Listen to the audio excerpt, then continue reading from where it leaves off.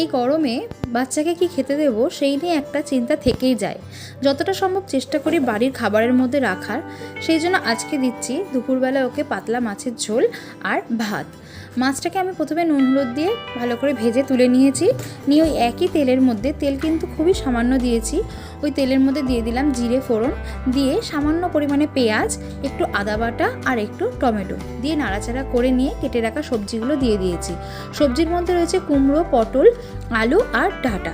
দিয়ে নাড়াচাড়া করে নিয়ে একটু জল দিয়ে এর মধ্যে দিয়ে দিলাম নুন, হলুদ গুঁড়ো আর জিরের গুঁড়ো দিয়ে একটু নাড়াচাড়া করে নিয়ে দিয়ে দিচ্ছি পরিমাণ মতো জল, যাতে সবজিগুলো ভালোভাবে সেদ্ধ হয়ে যায় এবং একটু ঝোলও থাকে। দিয়ে দিচ্ছি সামান্য পরিমাণে চেরা কাঁচা লঙ্কা। যেহেতু আমার ছেলের এখন 14 মাস বয়স, তাই এখন থেকেই ওকে কিন্তু অল্প অল্প করে ঝাল খাওয়ানোর চেষ্টা করছি। এর ঝোল ফুটে গেছে, দিয়ে দিলাম ভেজে রাখা মাছটি। সমস্ত কিছু সেদ্ধ হয়ে যাওয়ার পর নামিয়ে নিচ্ছি। তৈরি মাছ।